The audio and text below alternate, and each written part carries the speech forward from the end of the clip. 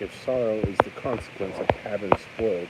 then the bird was grieving, seeking comfort in the patter and tap of the baby's shoes against the wooden floor. Rolando, wailing away like Billy Cobham at the heels of his little Air Jordan, working himself around the room on his back, a human dust mop making a night's tour of the emptied-out living room, brown eyes grooving with vacant fixity, all the while on the red-tailed feather and black eye-bead of the parrot, for whose care, removal, or ultimate disposition no instructions had been given to Rolando's mother when she was directed to clear out the place by the executor of the Cochise Jones estate,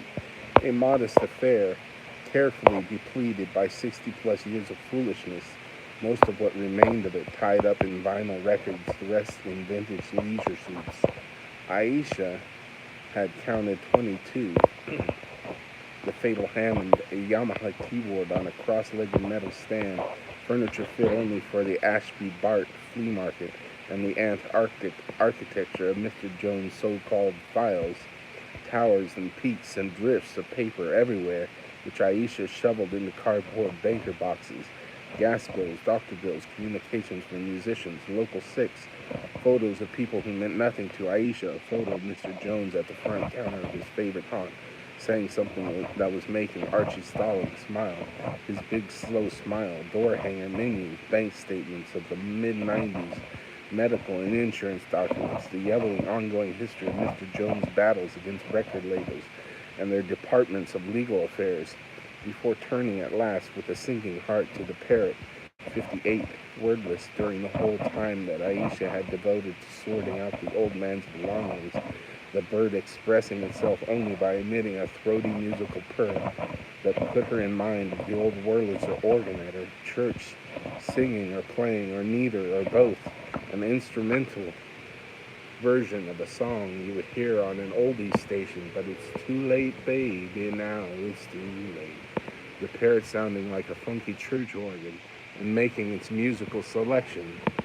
given the circumstances, with what seemed to be a disturbing sense of the apropos, the endless organ solo after a couple of hours kind of sort of starting to work on Anisha's last nerve, the latter a strand of bodily tissue notorious among her friends and family for its thinness, and stretched as well by her ADD ass little son lying there on the rug kicking his ADD ass little feet, and also by an eerie dead old man vibration troubling the air in the house, a smell of decrepitude and neglected houseplants, water drops hitting the bathtub from a leaky tap like a ticking clock, year after year of debts and depositions, old record albums, the elegant smell of leisure suit, all of it starting to creep Aisha the fuck out. But at last she got everything tagged and bagged and boxed, and having buckled Rolando back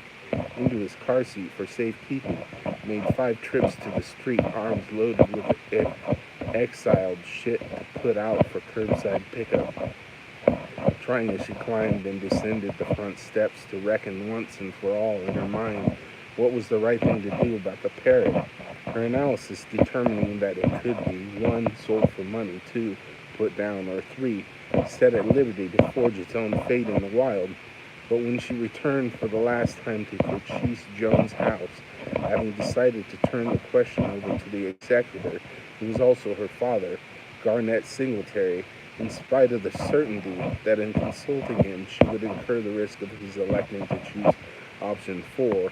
keeping the gray parrot for himself, a fate that she placed somewhere between 1 and 2 from the parrot's point of view, and worse from her own, since she had a serious case of birdophobia, and what was more, believed firmly that her father's house already smelled bad enough. Thank you very much. She came back into the living room to find her baby just sitting there in his car seat,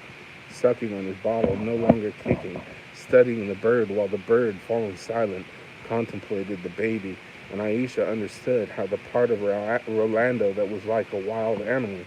all eyes and reflexes, was a part already fading and soon to vanish from the world, understood how fragile was her child and how contingent that world to her on Rolando, understood the price in her heartache that her child would extract from her in exchange for the ever-passing joy of him. And then the parrot aimed a quick eye at her and there was something about its expression, an air of sympathetic reserve, a pity kept lightly to itself, which unnerved her further, so that, though it was time to call her father and hand the bird over, time to tell the baby, "Okay, mister, we got to bounce,"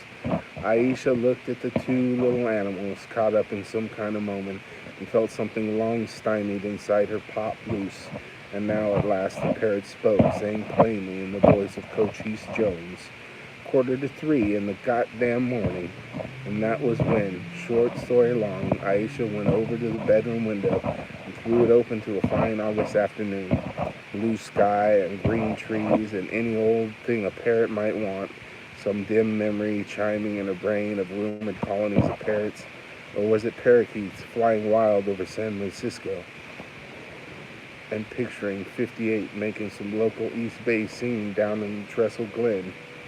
or up in Tilden Park, and holding fixed in her mind that happy image of sociable birds running loose in the streets, Aisha screwed up her courage and got in close to the bird, scary close, close enough to grab the pole of the perch, to smell the hot newspaper funk on its feathers, and carried perch and parrot over to the open window, brusquely exhorting the bird to go free, an invitation of which the parrot did not hesitate to avail itself. A rousing of neck feathers, a sidestep, then flap out into the day with no word or valediction, a bird of wide experience and rare talent set free over Telegraph Avenue, catching a scent of eucalyptus in its olfactory organs, banking left and heading north across 43rd Street,